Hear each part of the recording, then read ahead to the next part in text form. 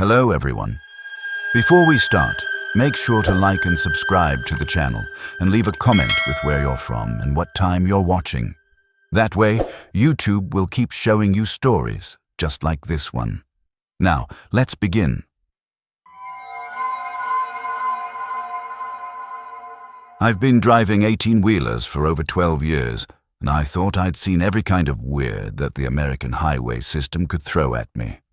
Drunk drivers, road rage incidents, lot lizards, and the occasional UFO sighting from sleep-deprived truckers. But nothing prepared me for what happened at that truck stop outside Des Moines on a cold March night in 2021.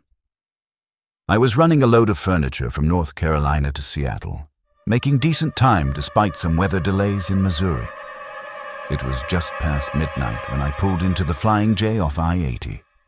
The place was busy enough, maybe 15 other rigs scattered across the lot, their running lights creating a constellation of red and amber in the darkness. The air carried that familiar truck stop cocktail of diesel fumes, cigarette smoke, and the greasy aroma from the 24-hour restaurant. I topped off my fuel tanks and parked toward the back of the lot, away from the highway noise. The spot I chose backed up to a chain-link fence that separated the truck stop from an abandoned cornfield. Dead stalks rattled in the wind like old bones. I cut the engine and settled in for my mandatory rest break, pulling the curtains most of the way closed, but leaving a gap to keep an eye on my mirrors. That's when I first noticed him. A figure stood between two parked trailers about 50 yards away, just at the edge of where the sodium lights created pools of sickly yellow illumination. He wasn't moving, wasn't smoking, wasn't doing any of the normal things you see truckers do during their breaks. He was just standing there, and even from that distance, I could tell he was looking directly at my cab. I tried to dismiss it. Maybe it was a driver having trouble sleeping, getting some fresh air. Maybe he was on the phone with dispatch or family back home. But something about his stillness bothered me. In all my years on the road, I'd never seen anyone stand that motionless for that long. It was like he was a statue that someone had placed in the lot. I grabbed my logbook and tried to focus on updating my hours, but my eyes kept drifting back to that spot. The figure was still there, unchanged. Same position, same unnatural stillness. The wind had picked up, and I could see other drivers' curtains fluttering, trash skittering across the asphalt, but this guy didn't move so much as an inch. 20 minutes passed, then 30. My unease was growing into something closer to dread. I reached for my CB radio and keyed the mic. "Breaker 19, this is the blue Peterbilt in the back row. Anyone else seeing the guy standing between those trailers over there?" Static answered me. Then a gravelly voice came through. "What guy, driver? Lot looks pretty quiet from where I'm sitting." I looked again. The figure was gone. Relief flooded through me, followed immediately by embarrassment. I'd been driving too many hours, seeing things that weren't there. I was about to key up an apology when I heard the footsteps. Slow, deliberate steps on gravel, circling my truck. I held my breath and listened. The steps weren't random. They were methodical, like someone conducting an inspection. They started at my front bumper, moved down the driver's side, paused at my fuel tanks, then continued toward the back. My heart was hammering against my ribs. I grabbed the tire iron I keep under my bunk and moved to the back window, peering through the gap in the curtains. In the dim light, I could make out a tall, thin silhouette moving around my trailer. The figure stopped directly behind my cab and seemed to be examining something. Then he looked up, right at me. Even through the tinted glass and the poor lighting, I could see his face clearly. It was pale, gaunt, with deep-set eyes that reflected the distant lights like an animal's. But it was his smile that made my blood freeze, too wide, showing too many teeth, like his face had been cut and stretched. He raised one skeletal hand and waved at me. A slow, deliberate wave, like he was greeting an old friend. Then he pointed at something on the ground near my trailer and mouthed words I couldn't hear through the glass. I fumbled for my phone and called 911, my hands shaking so badly I could barely dial. While I waited for the dispatcher to answer, I kept watching the figure. He hadn't moved, just stood there, pointing and smiling that horrible smile.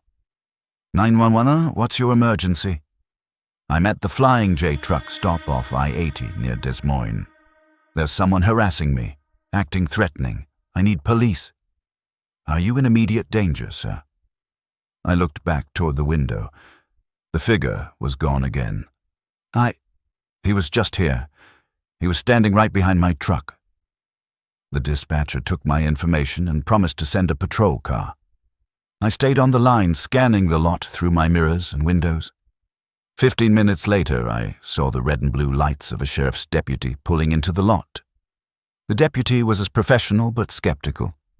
He walked around my truck with his flashlight, checking the area where I'd seen the figure.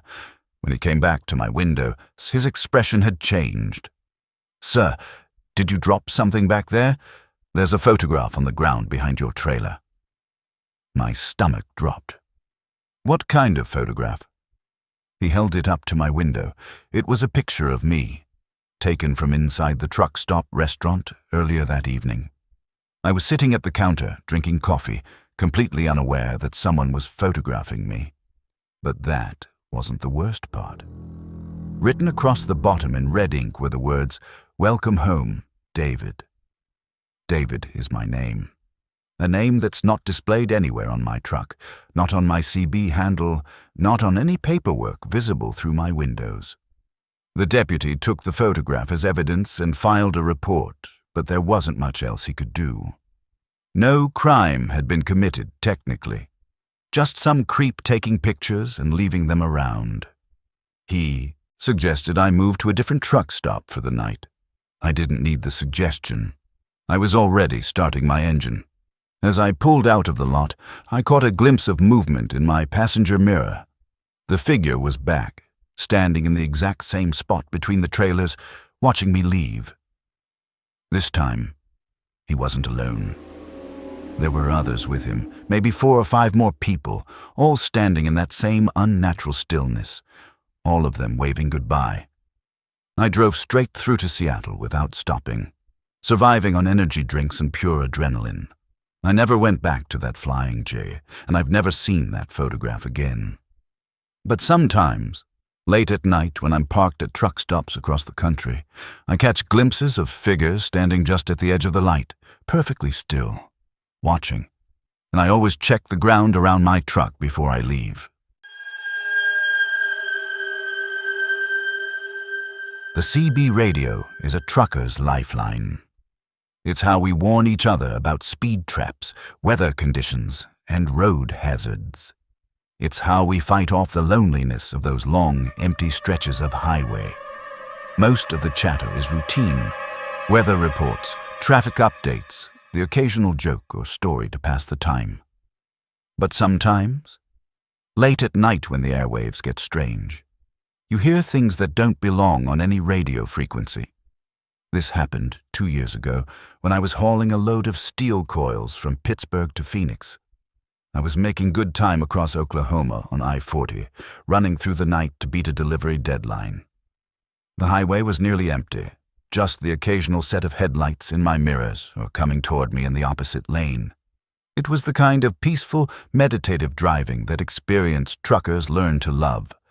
I had my CB tuned to channel 19, listening to the sparse late-night traffic. A driver in Kansas was complaining about construction delays. Someone else was looking for a good place to grab breakfast in Amarillo. Normal stuff. The kind of voices that make you feel connected to the brotherhood of the road, even when you're alone in your cab at 2 a.m. That's when the other voice came through. Eastbound Freightliner with the blue tarps. You've got a beautiful night for driving. I looked around, confused. I was driving a Freightliner, and I did have blue tarps covering my load, but I was westbound, not eastbound. Maybe the guy had his directions mixed up, or maybe he was talking to someone else. I didn't respond. A few minutes later, the voice came again. Sorry, I meant westbound Freightliner. You're making good time through Oklahoma. How's that left steer tire treating you? My blood went cold. My left steer tire had been showing signs of wear, something I'd been monitoring for the past few hundred miles.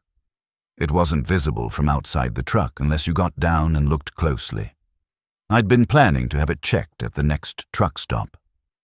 I grabbed my mic. "Breaker 19, who's asking about my tire?" Static. Then, "Just a concerned fellow driver. That tire's got maybe another 1,000 miles left in it. You should get it looked at in Oklahoma City." The voice was calm, friendly even, but something about it made my skin crawl. It sounded too clear, too close, like the person was sitting in my passenger seat instead of broadcasting over radio waves. "What's your 20?" I asked, using trucker slang for location. "I'm right behind you." I checked my mirrors. The highway stretched empty in both directions, lit only by my own running lights and the distant glow of a truck stop maybe 10 miles ahead. No headlights, no other vehicles. "I don't see you back there, driver." "Look closer." I adjusted my mirrors, slowed down slightly, scanned the darkness behind me. Nothing. But as I was looking, I noticed something that made my heart skip. There were tire tracks in the dust on my trailer, fresh tracks that looked like someone had been walking alongside my truck. But that was impossible. I'd been maintaining highway speed for hours. "Who is this?" I demanded into the mic. "Someone who's been watching you, Marcus. Someone who knows you're carrying more than just steel coils back there." Marcus is my name. My real name, not my CB handle, not the name on my truck registration. And he was right about the cargo. I had a small personal shipment hidden behind the steel coils. Some family heirlooms I was moving for my sister. Nothing illegal, but nothing that should be visible to anyone else. I pulled over at the next truck stop, a small independent place called Desert Rose Travel Center. My hands were shaking as I parked and got out to inspect my trailer. The tire tracks were there, clear as day in the dust. Footprints that circled my entire rig, as if someone had been walking around it while I was driving 70 miles per hour down the interstate. Inside the truck stop, I approached the night clerk, a tired-looking woman with hollow eyes. "Did you see anyone else come in here tonight? Another trucker, maybe someone asking about me?" She looked at me strangely. "You're the first customer I've had in 3 hours, hon. Everything okay?" I bought a coffee and sat in the restaurant area, trying to make sense of what had happened. The CB in my truck crackled to life, audible through the thin walls. "Marcus, you can't hide in there forever." I ran outside to my truck and grabbed the mic. "What do you want?" "I want you to understand that some loads are heavier than they appear. Some cargo follows you home. Check your personal shipment, Marcus. Check it carefully. If you're still listening, you probably enjoy stories like this. A like or a comment helps keep them alive." Against my better judgment, I climbed into my trailer and made my way back to where I'd secured my sister's belongings. The boxes were still there, still sealed with the tape I'd used back in Pittsburgh. But one of them felt different, heavier, colder to the touch. I cut the tape and opened it. Inside, nestled among my grandmother's china, was something that shouldn't have been there, a small wooden box carved with symbols I didn't recognize. It was ice cold, despite being sealed in a heated trailer for 3 days. I'd never seen it before in my life. My CB crackled one more time. "Some things find their way into your load, Marcus. Some things have been waiting a long time for a ride west. Sweet dreams." I threw the wooden box into the truck stop dumpster and drove away as fast as legally possible. But for the rest of that trip, I kept hearing that voice on Channel 19, always just at the edge of audibility, always seeming to know exactly where I was and what I was thinking. When I delivered the load in Phoenix, my sister asked about the missing box from Grandma's collection. I told her it must have been lost in transit. I never told her about the voice on the radio or about the wooden box that had somehow found its way into my trailer, but sometimes, late at night when I'm driving through Oklahoma, I still hear that voice on Channel 19, and I always check my cargo twice before I leave the yard.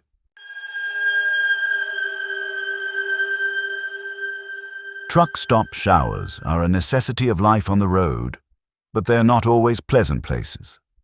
Most are functional at best, small, cramped spaces with temperamental water pressure and the lingering smell of industrial disinfectant.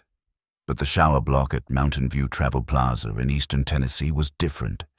It felt wrong from the moment you walked in, like the building itself was holding its breath. I discovered this place during a particularly brutal thunderstorm in late September. I'd been driving through the Appalachian Mountains when the weather turned violent. Sheets of rain, winds that rocked my trailer, and lightning that turned the sky into a strobing nightmare. I had to find shelter, and Mountain View was the only truck stop for 50 miles. The place looked like it had been built in the 1970s and hadn't been updated since. Faded brick walls, flickering neon signs, and a parking lot full of potholes that had become small lakes in the downpour. I parked as close to the building as possible and made a run for the entrance, getting soaked in the few seconds it took to reach the door. Inside, the lobby was dimly lit and smelled of stale coffee and wet concrete. The night clerk, a gaunt man with the yellowed teeth, barely looked up when I asked about shower availability. "Shower blocks around back," he said, sliding me a key attached to a heavy plastic tag. "Number 7. Water's hot, but don't stay in there too long. Building's got some electrical issues." The shower block was a separate building connected to the main structure by a covered walkway. As I walked through the rain-soaked corridor, I noticed missing person flyers taped to the walls. Truckers and travelers who had vanished along this stretch of highway over the past few years. Their faces stared out from the water-stained paper, eyes that seemed to follow me as I passed. The shower room itself was larger than most truck stop facilities, with white tile walls that had yellowed with age and a ceiling that seemed too high for the space. The fluorescent lights hummed and flickered intermittently, casting strange shadows that danced across the walls. I hung my clean clothes on the hook and turned on the water, grateful for the hot spray after hours of driving through the storm. That's when I heard the singing.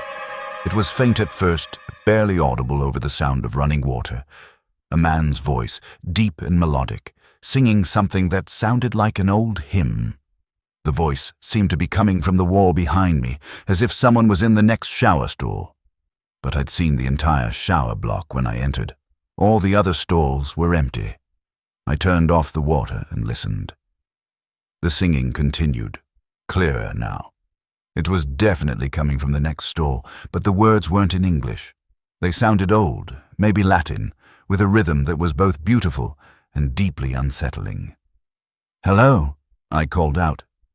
"Is someone there?" The singing stopped. Immediately. The silence that followed was so complete it felt oppressive, like the building was holding its breath. I waited for a response, but none came. I finished my shower quickly and got dressed, eager to get back to my truck. But as I was gathering my toiletries, I noticed something carved into the tile wall near the floor. Names and dates scratched into the grout with something sharp. Some of the dates went back decades, but others were recent. Very recent. One name caught my attention. Tommy Martinez, 9/15/23. That was last week. I remembered seeing that name on one of the missing person flyers in the hallway. I left the shower room and hurried back toward the main building, but the covered walkway seemed longer than before. The fluorescent lights overhead flickered more rapidly, creating a strobe effect that made it difficult to judge distances. Halfway back to the lobby, I heard footsteps behind me. Slow, wet footsteps, like someone walking barefoot on the concrete. I turned around, but the walkway behind me was empty. Just shadows and flickering lights, but I could still hear the footsteps getting closer. I broke into a run, my heart pounding as I reached the lobby door. The night clerk looked up as I burst through, his yellowed smile never wavering. "Enjoy your shower?" he asked. "There was someone in there," I said, breathing hard. Someone singing in the next stall? His smile widened. Oh, that's just Tommy. He likes to sing, don't mind him. Tommy? Tommy Martinez. Been staying with us for about a week now. Real nice fellow, loves those old church songs. I stared at him, remembering the missing person flyer and the name carved in the shower wall. Where is he staying? I didn't see anyone else in the lot. The clerk's smile faltered for just a moment. He's around, always around. You heading back out in this storm? I nodded and paid for the shower, desperate to get back to my truck. But as I walked across the parking lot, I could hear it again, that deep, melodic singing, drifting through the rain from the direction of the shower block. The same hymn, the same haunting melody. I drove away from Mountain View Travel Plaza as fast as the storm would allow, but I couldn't shake the image of those names carved into the shower wall. The next day, I called the Tennessee State Police and reported what I'd seen. They took my statement politely but seemed skeptical. A week later, they called me back. They'd investigated Mountain View Travel Plaza and found the shower block exactly as I described it. The names carved into the wall, the missing person flyers, everything. But they'd also found something else. The night clerk had been dead for 3 years. His body was discovered in a storage room behind the main counter, mummified by the dry mountain air. The truck stop had been officially closed since his death, though someone had been keeping the lights on and the water running. They never found Tommy Martinez. But sometimes, when I'm driving through Tennessee on stormy nights, I still hear that singing on the wind. And I always take the long way around Mountain View Travel Plaza.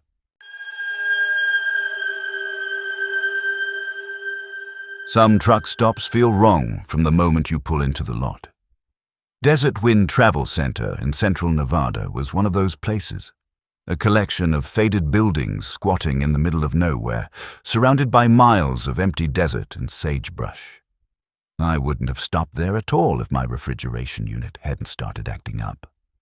I was hauling a load of frozen foods from California to Denver when the reefer began throwing error codes somewhere outside Tonopah. The temperature was climbing, and I had maybe 6 hours before the entire load would be ruined. Desert Wind was the only truck stop within 100 miles that advertised mechanical services. The place looked like it had been built in the 1960s and forgotten by time. Peeling paint, cracked asphalt, and neon signs that flickered like dying fireflies in the desert twilight.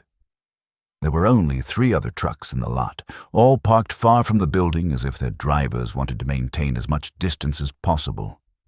I parked near the service bay and went inside to find the mechanic. The lobby was dimly lit and smelled of dust and stale cigarettes.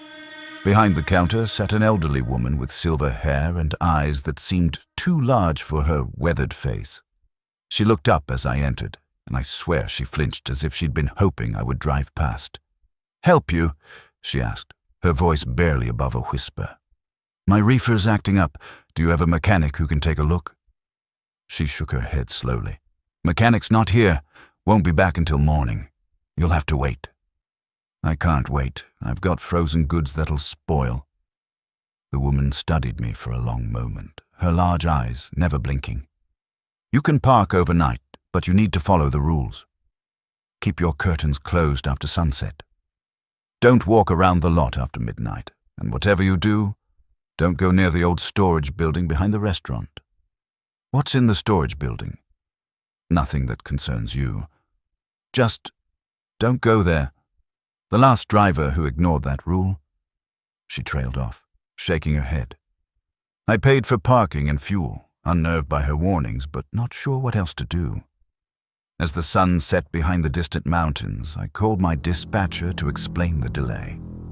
The temperature in my trailer had stabilized for now, but I knew it wouldn't last. Around 10 o'clock, I decided to grab some food from the restaurant. The place was nearly empty except for one other trucker, a heavy-set man with a gray beard who sat alone in a corner booth. He looked up as I entered, and I saw something in his eyes. Fear, maybe, or recognition. "You're new here," he said as I passed his table. "Just passing through. Reefer problems." He nodded grimly. That's how it starts. Mechanical problems, weather delays, something that forces you to stay overnight. Then you see things, hear things. And if you're unlucky, he gestured toward the window, where I could see the dark outline of the storage building behind the restaurant. The clerk mentioned that building. What's the deal? The trucker leaned forward, lowering his voice. 3 months ago, a driver named Pete Kowalski broke down here. Same as you. Reefer problems. He was hauling ice cream, getting desperate as his load melted. The clerk gave him the same warning she gave you, but Pete was stubborn. He figured there might be spare parts or tools in that storage building. What happened to him? They found his truck the next morning, engine still running, reefer working perfectly. But Pete was gone. No sign of a struggle, no indication where he went. Just gone. His logbook was open on the passenger seat, and someone had written in it. One line, in handwriting that wasn't Pete's. The desert keeps what it needs. I felt a chill run down my spine despite the warm desert air. Did they ever find him? The trucker shook his head. But that's not the strangest part. A week later, another driver came through with the same problem. Broken reefer, desperate to save his load. The clerk gave him the same warnings, but this guy was smart. He listened, stayed in his truck, kept his curtains closed, waited for morning. And when the mechanic arrived, he found Pete's reefer unit attached to the new guy's trailer, working perfectly, like it had been installed by a professional. But Pete's truck was still in the impound lot across town, and his reefer was still attached to it. I stared at him, trying to process what he was saying. That's impossible. Nothing's impossible out here. The desert has its own rules, its own logic. And sometimes, when you're desperate enough, you make deals you don't remember making. I returned to my truck deeply unsettled, but I followed the warnings. I kept my curtains closed, stayed inside my cab, and tried to sleep despite the growing heat in my trailer. Around 2 a.m, I heard footsteps on the gravel outside. Slow, deliberate steps that circled my truck twice before stopping at my driver's side door. Someone knocked. 3 soft taps, then silence. I didn't answer. I didn't even move. I just lay there in my bunk, listening to my own heartbeat and the occasional creak of my trailer as it expanded in the heat. The knocking came again, more insistent this time. Then a voice, muffled but clear. I can fix your problem. Just open the door. It was a man's voice, friendly and reassuring, but something about it felt wrong, like it was trying too hard to sound human. I can save your load, the voice continued. All I need is a small favor in return. Just open the door and we can discuss terms. I closed my eyes and tried to block out the voice, but it kept talking, describing my cargo in detail, explaining how the rising temperature would ruin everything, offering solutions that seemed too good to be true. The voice knew things it shouldn't know, the exact contents of my trailer, my delivery schedule, even my dispatcher's name. Finally, after what felt like hours, the voice stopped. The footsteps moved away, crunching across the gravel toward the back of the lot. I waited until I heard a door slam in the distance, then carefully peered through my curtains. The storage building behind the restaurant was lit up, warm yellow light spilling from its windows. I could see shadows moving inside, figures that seemed to be working on something mechanical. The sound of tools and machinery drifted across the lot, even though it was 3 a.m. I didn't sleep for the rest of the night. When the sun finally rose, the storage building was dark and silent again, as if nothing had happened. The mechanic arrived at 8 o'clock sharp, a cheerful man who had my reefer fixed within an hour. Simple compressor problem, he explained. Happens all the time in this heat. You're lucky you caught it before you lost the whole load. As I prepared to leave, I asked him about the storage building. What storage building? He said, looking confused. I pointed toward the back of the restaurant, but there was nothing there. Just empty desert, stretching to the horizon. No building, no yellow light, no signs that anything had ever been there, except a few concrete footings half buried in the sand. The elderly clerk was gone too. In her place was a young man who insisted he'd been working the night shift for months and had never heard of any woman matching her description. I left Desert Wind Travel Center with my load intact and my reefer running perfectly. But sometimes, late at night when I'm driving through Nevada, I still hear that voice offering to fix my problems. And I always wonder what would have happened if I'd opened the door.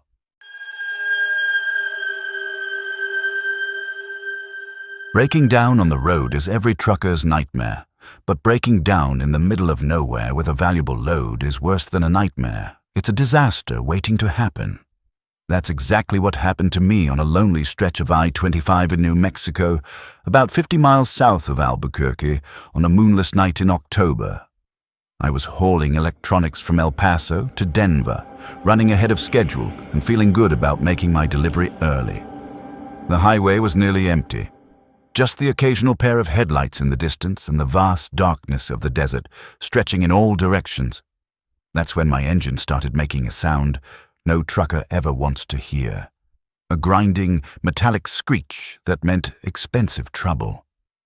I managed to limp to the next exit, which led to nothing but a small truck stop called Last Chance Travel Plaza. The name should have been a warning, but I was focused on my immediate problem. The place looked like it had seen better days, maybe in the 1980s. Faded paint, broken neon signs, and a parking lot that was more potholes than asphalt. I parked near the building and popped the hood. Even in the dim light from the truck stop's flickering signs, I could see the problem. My serpentined belt had shredded, taking out the alternator and water pump with it. Without tools or parts, I was stranded. The truck stop was nearly deserted. Inside, a bored-looking clerk sat behind bulletproof glass, reading a magazine and ignoring the world. I explained my situation, but he just shrugged. Nearest mechanics in Socorro, about 40 miles north. Won't be open until morning. I called my dispatcher, then my insurance company, then a towing service. Everyone gave me the same story. Help would arrive sometime the next day, maybe later if they were busy.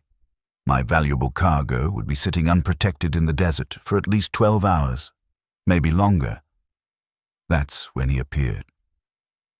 I was standing next to my truck trying to figure out my options, when I heard footsteps on the gravel behind me. I turned to see a man approaching from the shadows at the edge of the lot.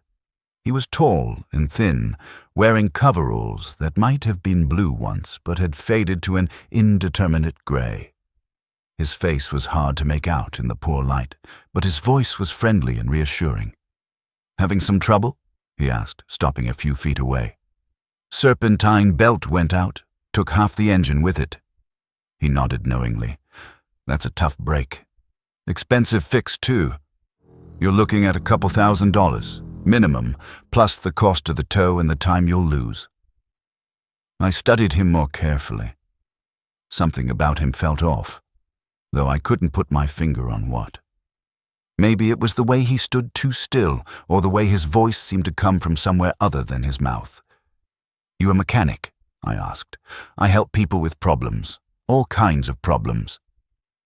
He stepped closer, and I caught a whiff of something strange.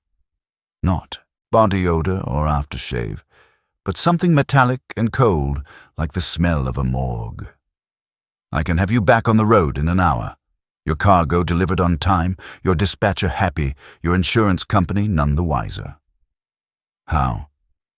"I have my methods. But my services aren't free. Nothing worthwhile ever is." I should have walked away right then. Every instinct I had was screaming warnings, but the thought of losing my load, missing my delivery, and facing the insurance hassles kept me listening. "What kind of payment are you talking about?" His smile was visible even in the darkness, too wide and showing too many teeth. "Nothing you'll miss right away. Just a small piece of yourself. A memory, maybe. Or a few years from the end of your life. You won't even notice it's gone." "That's crazy talk." "Is it?" You're sitting here in the middle of nowhere with a broken truck and a cargo worth more than most people make in a year. I'm offering you a solution, the only solution that gets you out of here tonight." I looked back at my truck, thinking about the electronics in my trailer, the delivery deadline, the consequences of failure. The man seemed to sense my wavering. "I've helped other drivers in similar situations. Ask around at any truck stop between here and Denver. They'll tell you about the man who fixes impossible problems. They might not remember all the details. That's part of the price. But they'll remember that their problems got solved." "What exactly are you offering?" "I'll fix your truck. Better than new. It'll run for another 1,000,000 miles without major problems. Your cargo will be delivered on time in perfect condition. Your reputation will be intact. All I ask in return is something you won't miss." He reached into his coveralls and pulled out what looked like a standard service contract, the kind mechanics use for repair estimates. But the paper felt wrong, too smooth, too cold, and the writing seemed to shift when I wasn't looking directly at it. "Just sign here," he said, producing a pen that gleamed like silver in the darkness. "Standard terms and conditions. Nothing you haven't agreed to before." I took the contract and tried to read it, but the words seemed to blur and rearrange themselves. The only thing I could make out clearly was a line at the bottom for my signature. "I need to think about this. Time's wasting. Every minute you wait is another minute your cargo sits unprotected. This is a rough area, lots of hijackings, lots of trucks that just disappear. But I can protect you from all that. I can solve all your problems." I looked around the empty lot, at the broken neon signs and the darkness pressing in from all sides. The man was right. This was a dangerous place to be stranded with valuable cargo, and his offer was the only one I'd received.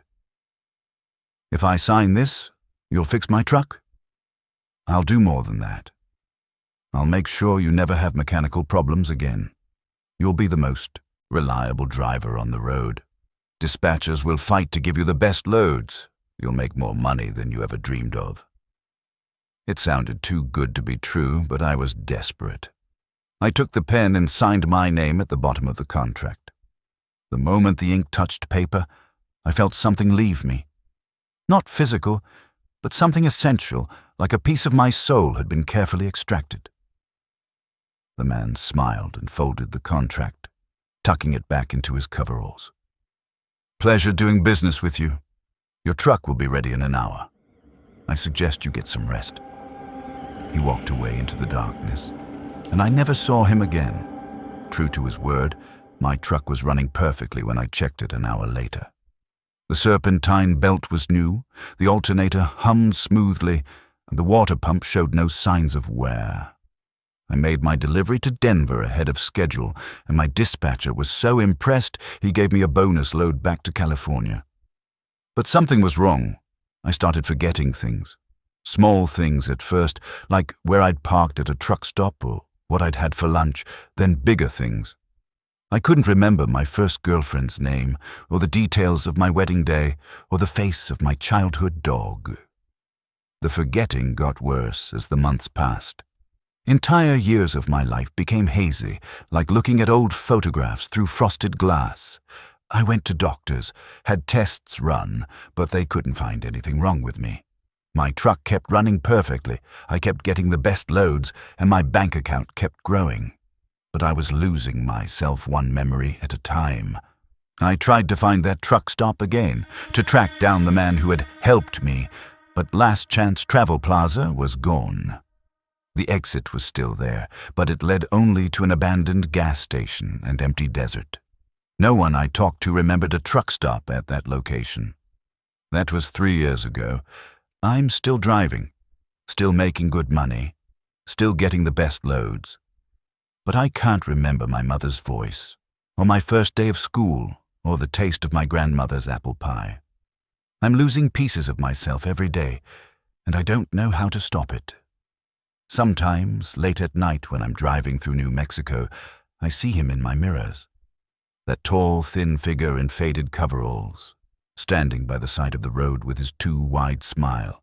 He waves as I pass, like we're old friends, and maybe we are. I just can't remember anymore. Some say it ended that night, but I still wake up screaming. Thanks for listening, if you made it through the darkness.